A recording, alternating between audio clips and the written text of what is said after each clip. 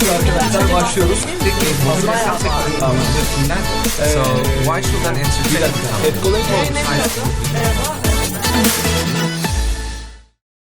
Evet, Volkan Biçer'le bir kahvesiz sohbete hoş geldiniz. Değişik bir hikaye dinleyeceğiz bugün. Değişik sorular soracağız. Öncelikle şöyle bir yırtıcı bir soruyla başlayayım. Şu anda Ezel Kamboçya'da olman gerekmiyor muydu? Evet. Neden gidemedin? Evet, koronavirüs yüzünden maalesef. Koronavirüsü o zaman bizim de hayatımızı etkiliyor diyebiliriz. Evet, aynen öyle. Aynen. Pişman mısın, üzgün müsün? Yani biraz üzgünüm tabii ki ama biliyorum ki sene ya da ondan sonraki sene kesinlikle gideceğim. Parasını geri aldın mı? Hayır. Parasını da alamadık. Böylece biraz sıkıntılı bir durum Biraz. olmuş oldu. Peki, senin hayatındaki en ilginç noktalardan birisi benim için. İzmir'de doğuyorsun, orada büyüyorsun. Ondan sonra bir anda İsviçre değil tabii ki İsveç hayatın başlıyor. Aynen öyle. Uzun senelerde orada kalıyorsun. 12 sene. 12 sene. Evet. O zaman zaten İzmir'den çok İsveçlisin de diyebiliriz. Biraz diyebiliriz. İşte böyle dünyada şanslı insanlar var arkadaşlar. İsveç gibi. Stockholm'da yaşıyorsun. İş hayatın orada. Aynen öyle. Bir e-commerce firmasında mı çalışıyordun? Öyle bir Evet. insan kaynakları. Doğrudur. Bir danışmanlık şirketinde insan kaynakları müdürü olarak çalıştım. Ve sonra istifa ettim. Tamam. İstifa ettiğine kadar ki giden hayat aslında herkesin çok normal böyle imrendiği, özlediği, yani keşke benim de böyle hayatım olsun dediği bir dünyadan bahsediyoruz. Evet, çok doğru. Ama sonra istifa ediyorsun. Ama benim anladığım yani aslında ne iş şartları ne hayat ve aslında bunlar güzel. Çok. Ama farklı bir arayış var Doğru. diyoruz belki de. Doğrudur. Peki nedir yani, nasıl bir hani o kurumsal bir hayat diyelim, ondan sonra İsveç'tesin. Hatta İsveç'te eviniz de var eşinde, Doğru. yani direkt kendi eviniz vesaire. Evet. Onu da bırakacak kadar belki de yani bir nevi gidiyorsun. Nedir yani bunun sebebi? Şimdi en baştan başlamam gerekirse bir kere İsveç kulağa mükemmel geliyor. Evet. Herkes ben İsveç'te yaşıyorum deyince wow, inanamıyorum. Ben de aynısını diyorum. Beni de al götür. Ben de aynısını diyorum, aynı. Herkesin bir Kuzey Avrupa ülkesinde refah Evet. şartlarda yaşama isteği. Filmlerde öyle diyorlar, Evet. hikayelerde öyle diyorlar. Aynen öyle. Aynen. Tabii ki benim de öyle oldu. Gerçekten İsveç dünyanın en refah düzeyi yüksek, en Evet. kaliteli, yaşamın çok güzel olduğu bir ülke. Fakat ben artık dedim ki birazcık daha sıcak ülkelere gideyim. Birazcık özgürlüğü seçeyim. Ve işte... Sıcak ülkelere gideyim. Şu anda Maslak'tasın. Bayağı soğuk ama dışarıda. Ama Kamboçya Bu muydu? var. Kamboçya olsaydı bu olmazdı. Doğru, haklısın. Peki. Sonra buna karar verdin. Buna karar verdim. Ve dedim ki ben artık haftalık işte yıllık 6 hafta tatil mi, 7 hafta tatil hakkım mı var? Ben yıllık 7 hafta tatili, 6 hafta tatili değil de benim kendim seçebileceğim, işte kendimin tercih ettiği saatlerde çalışma, bunun gibi bir hayat hayal Tercih ettim. Ve dediğim gibi işimden istifa ettim 2019 yılında. Ne kadar o süre oldu bu? 2019 yılında oldu. Aslında ortalama 8 aylık bir 8 ay. süreç. Evet. Ya zaten bu sorularda şey olur, böyle yani pişman mısın gibi sorular yani sorulmaz. Kimse de zaten pişmanım demez. Yani Demez. ondan eminiz ama mesela şöyle desek. Pişman olduğum noktalar var ama. Pişman, onlara gireceğiz zaten ayrıca yani tek tek. Onları böyle daha karanlık bir ışıkla beraber çekmeyi Eyvallah planlıyoruz. Aynen. Peki yani mesela şu anda sana desek yani ikisini beraber yapabilecek olsaydın okey der miydin şu Derdim. anda? İkisi de beraber olsa yapardın Derdim. diyorsun Evet, o zaman. evet. Çünkü o zaman o hayatta da bir yani düzenini mi özlüyorsun, neyini ya özlediğin mutlaka bir şeyler var yani. Hani neyini özlüyorsun o zaman? Neden beraber yapmak da olsaydı daha iyi olurdu diyorsun? Şöyle diyorum çünkü insanın şöyle aslında benim hikayem. Ben dedim ki insan kaynakları tam olarak benim arzuladığım, hayat boyu yapmak istediğim bir kariyer değil. Öyle biri var mı yani ömür boyu insan kaynakları? Sanmıyorum. Varsa ben de Buradan tanışmak insan kaynakları isterim. departmanımıza sevgilerimizi iletiyoruz. Onları çok seviyoruz tabii ki. Ondan Tabii ki, hariç. çünkü şöyle yani çok zor bir meslek. Evet. Çok fazla insanın çalışması, çok fazla arada kalmışlık Evet. olan, hep böyle bir dengenin olması lazım insan kaynakları Bir de yani işinde. ruhen aşırı derecede yoruluyor olman gerekir yani bu evet. dünyada yani. Çünkü hem yöneticilerin hem aslında çok büyük bir takım çalışması insan kaynakları. Hem yöneticilerin tarafı hem çalışanların tarafı o dengeyi kurmak Evet. çok ince bir çizgi. Kurulmuyor da galiba yani çok zor bir şey yani. Evet. Neyse yani en optimum seviyeye çıkaramıyorsundur ama yorucu bir şey yani. Çok gerçekten. yorucu bir şey. Ve ben bunun %100 eğitimini almadığım için Evet. bir yerlerde tıkandığımı hissettim. Eğitimini alsan devam mı edecektin peki yani öyle bir şey diyebilir miyiz? İnsanlar yani illa eğitimini alınca daha mı rahat olur diyorsun yani? Benim bir sürü çevrem ve network'üm var İsveç'te bu işi yapan ve onlara baktığımda onları daha stabil görüyorum işlerine Yani böyle alaylı ve belki, okul şeyindeki yani okulu bence daha rahat. biraz var. Anladım. Bence biraz. Evet. Ki ben de bunun diplomasını aldım. Özel sertifikasını aldım. Fakat Evet. ben bir yere kadar götürebildim ve bir yerden sonra da zaten hayatın da bana getirdiği eşimle birlikte farklı kararlar aldık. Peki duygusal bir insan mısın? Çok duygusal bir insanım. Peki yani hem insan kaynaklı Olmaz, zaten hem olmaz, duygusal nasıl olmaz. olabiliyorsun? Yok. Bence demirden bir ruh olması gerek Çok insanın doğru. öyle bir şey yapabilmesi Evet, için. çok doğru. Yani şey diye demiyorum ama ya şu olmuyordu değil mi yani? Hani birisi ya çok teşekkür ederiz ya o kadar güzel bir ortamda çalışıyoruz ki yani hep böyle Yok. problemle insanlara Evet. geliyor yani. Bir kere zaten insanların %100 mutluluğu diye bir şey kesinlikle yok. Evet, sağ Ne olun. anketler yapıldı, ne özel anonim onlar bir sürü şey yapmamıza rağmen bir türlü insanlar mutlu olamadı ve ben belli yerlerden sonra bunu hep kişisel aldım. Ben yapamıyorum, ben yetemiyorum diye. O noktada korkunç iyi bir ve korkunç yetenekli bir müdürüm vardı. O beni her zaman destekledi. İşte bu seninle alakalı değil. Evet. Bu iş böyle yani bu insan kaynaklarının yapısı Bence böyle de öyle bu arada. Aksini söyleyen varsa Evet, onu da çağıralım evet, buraya. Onu da yok. bir tokatlar göndeririz yani. Öyle bir şey yok yani. İmkansız gerçekten. Peki ondan sonra da ya bilmiyorum ikisinin arasında bağlantı var mı? Mesela daha ve şu anda yani yaptığın iş, ilgilendiğin alan biraz daha sosyal medyayla içerik yani sosyal medya üzerinde koştuğun bir macera içerisine girdin diyelim. Yani biraz burada şöyle bir bağlantı yapabiliyor muyuz? Ya o kadar çok insanları yani kendisini bana expose etti ki bugüne kadar o insan kaynakları departmanında olduğum için. Şimdi de ben biraz kendimi Tam böyle tersi. yani Aynen öyle öyle. bir şey Çok doğru. ilişkisi Çok, var mı? çok hem- Yeter artık beni dinleyin falan diye. Burada ben konuşuyorum. Çok Tam- doğru bence vardır yani Tam bunun olarak ilişkisi. böyle zaten. Ben birbirlerinin bayağı ilişkili olduğunu düşünüyorum. Evet. Yani tam ters konusunda. Zaten tecrübeler yani biraz da geleceği oluşturuyor yani. Evet. İçinde olduğun ortam vesaire de şey yapıyor. Peki yani oradan yani İsveç'te o işini bıraktın şu anda daha sosyal medya odaklı bir iş yapıyorsun vesaire. Ama yani sıfırdan başlama gibi bir dünya var yani gene ama yaşımız da yani 21-20 değil yani hani oradaki yani hani ileri bir yaşta nispeten ileri derken tabii ki çok hala gençsin ona bir şey bence demiyorum da çok haklısın. tekrar sıfırdan Evet. başlama gibi bir şey yani hani çünkü şu anda bir sürü insan şunu düşünüyor yani Türkiye'de hatta bizim şirkete de dışarı çıksan bir kere herkes senin bir kere önce yaşadığın hayatı burada yaşamak ister. O ayrı bir şey de herkes de aman işte ben işimi bırakayım, sosyal medyayla ilgileneyim, YouTuber olayım, bilmem ne olayım veya hani daha kolay yoldan bir para kazanma hikayesi var ama yani işine girdiğin zaman ve o süreci başlattığın zaman da vallahi dünya o kadar kolay Öyle değil değilmiş. yani. Evet, o Yani öyle değil. o Çok da var. haklısın. Bir de bir yaştan sonra onu başlatıyorsun yani. Şimdi 20 yaşında bana duvar kır desen, sana da desen kırarsın da şimdi aynı şey değil. O Değil. yaşla beraber yani nasıl Evet bir evet zorluk çok söz haklısın. konusu? Yani ben İsveç'te yaşarken belli bir dönem içerisinde 3 ayrı işim vardı aynı anda çalıştığım.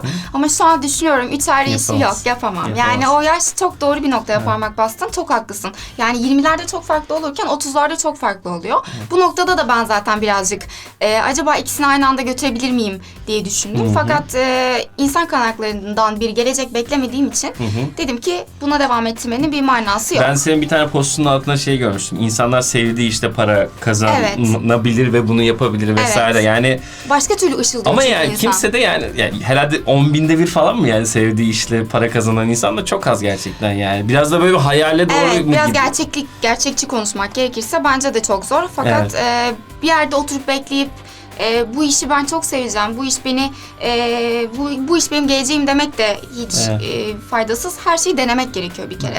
Yani ben ilk önce... İnsan ömrü de o kadar uzun değil mi? Onu da söyleyeyim. Her Evet şeyi ama denemek. insan anlıyor yani belirli bir. Anladım. 2-3 ay içerisinde bu bana göre mi değil mi ben artık çok net anlamaya başladım. Ve onun için yani daha iyi bir kere kendimi tanımaya başladım bu işten ayrıldıktan beri o süreç içerisinde. Ben neyi severim, neyi yaparım, neyi yapamam daha iyi analiz ettim. İnsanın kendisini tanımasıyla başlıyor bir kere her şey. Ve ben kendimi daha iyi tanıdığıma inanıyorum. Onun için de sosyal medya Bu süreçte o zaman yani bir kafa olarak yani o yoğun iş döneminde bıraktın. Hem sevdiğin işi nispeten yapıyorsun. Bir yandan da böyle bir kafada da aslında tabii ki eskiye göre farklı zorlukları var ama bir kafa Muhakkak. rahatlaması da söz konusu oluyor o zaman çok, yani. Evet aynen öyle yani bu 8 aylık süreci ben birazcık daha içime dönmek, ben ne istiyorum hayattan, benim beklentilerim nedir diye bunlara cevap vermek oldu. Çünkü o koşuşturma içerisinde insan bunları kesinlikle düşünmüyor. Yapamıyor, doğru. İnsanın tek hedefi, Ki bunu bir hayali. de sen İsveç'te söylüyorsun Evet, yani. Hani o evet da- yani en rafa ülkesinde bunu Türkiye'deki söylüyorum. arkadaşlar kızmayın dinlerken ama böyle bir gerçek de var ya. İsveç'te dahi yani böyle bir dünya oluyor. Peki sizin yani senin de yaptığın bu işe bir yandan da tersine beyin göçü demiyoruz değil mi buna? Yani şu anda yani Türkiye'de full yaşamıyorsunuz. Yok, yaşamıyoruz. Aşırı derecede geziyorsun bir kere. Evet. Gittiğin yerlerden izlenimlerini de paylaşıyorsun bir Doğru. şekilde. O hayat nasıl yani? Oradan oraya, oradan oraya. Yani şimdi dışarıdan baktığın zaman bir sürü insan gene işte insanların hayal kurduğu bir şey konuşuyoruz gene. Evet. Gezeyim, dolaşayım. İşte sizle sohbetlerimizde işte 15 gün oradayız, 20 gün buradayız vesaire. Ama şimdi off the record tabii arada böyle şeyde vuruyorsunuz yani. Ya aslında bir sabitlik de hani Evet. fena değil gibi bir şey. Peki o yani gezme hikayesi nasıl oldu? Yani biraz daha böyle bir kafama göre oraya gittim, buraya gittim. Bunun eksileri, artıları veya bu uzun soluklu bir şey mi? Devamlı böyle gezilebilir mi? Bir kere bence devamlı böyle gezilemez. Gezilemez. Böyle bir hayat sürdürülemez. Bir evin mi olması gerekten Evet, bahsediyorum. bence bir lokasyon. lokasyon olarak burası benim evim, ben burada yaşıyorum demek lazım.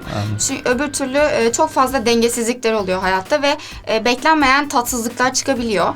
İnsan belli bir yerde kendi yastığını dahi özlüyor. O kadar. Bu kadar yani, gezince. Evet. Evet ama Düzen bir de yani. düzen lazım. Anladığım kadarıyla o da yani ciddi şekilde görüyordu. Kendi düzenin olması. Evet. Küçücük bir evin bile olsa herhalde kendi Evet. evin olsa bambaşka bir şey. Bir de yani sosyal medya işi aslında çok dışarıdan gezeyim, her yerde işimi yapabilirim, işte hiç önemli değil saatler gibi görünse de aslında o da bayağı disiplin bir iş. Yani disiplin gerektiren bir iş. İşte saatleri önemli, bunu planlamak önemli, bunu bir takvim haline getirmek önemli, o ayın önemli noktaları. Aşırı derecede bir prensip hikayesinden Çok, bahsediyorsun çok. şu anda. İnanılmaz. Dışarıdan yani mesela şimdi senin atıyorum Instagram hesabına baktığında bir sürü insan follow ediyor, takip ediyor. Özür dilerim İngilizce kelimeler kullanmayalım kanalımızda.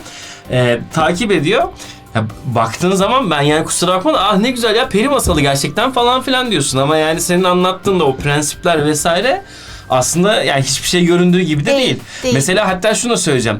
10 sene yani şu anda tabii ki işte Instagram'ın veya YouTube'un hayatları kısa. Bunlar ne kadardır? Hani 4 senedir, 5 senedir aktif hayatımızdalar. Hayatımızda. Mesela sence 25 senedir Instagram'da aynı işi yapabilecek misin yani? Gerçekten izlenimlerini paylaşabilecek misin? Ya bu yapılır mı sence? 20 sene Hayır. yapılır mı bu Yok, iş yani? ben de zaten. O zaman o işin de yani hani böyle tabii bir ki, farklı her şey aşamaları. farklılaşıyor. Peki ne olacak ayak yani? uydurum yani tamamen ayak uydurma işi bu iş. Ama ben dünyanın tamamen online kısmı yani internet bazlı devam. O kesin Evet, yani. oraya gittiğine ama yani inandığım şu anda için- yani işte şu an o işte atıyorum fotoğrafını çektiğin andaki baktığın gibi o etrafı gösterdiğin gibi veya içine bir şey paylaştığın gibi bunu da 10 sene yapamayacaksın yani. Yok Bu da bir zaten gerçek. evet çok doğru ve ben onun için zaten çok uzun vadeli hedefim kendi markam altında insanları yapmak istedikleri işlere yöneltmek. Yani ben bir sürü insanla tanışıyorum. 9-5 işini sevmiyorlar. Ben ayrılmak istiyorum. İşte ben bir şey yapmak, ben senin gibi yaşamak Evet. istiyorum diyen bir sürü insan var ki ben de öyle çok şey değil yani.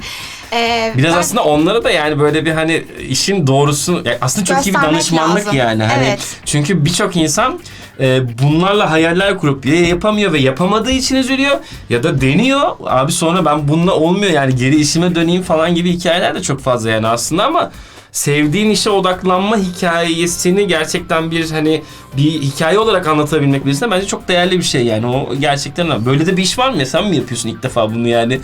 Biraz kişisel danışmanlık gibi bir şey mi oluyor? Nasıl bir dünya peki? Nasıl tanımlarsın bu Yani işi? şöyle ben çeşitli para kazanma yollarını insanlara öğretmek istiyorum. Yani bu borsa kısmı olabilir, sosyal medya kısmı olabilir, internet pazarlamacılığı olabilir, işte emlak piyasası. Yani aslında göremediğimiz bir sürü para kazanma kanalları var. Ve ben bu kanallardan para kazanan insanlarla, tanıdığım insanlarla şu anda hatta network'ümün birçoğunu artık onlar oluşturuyor.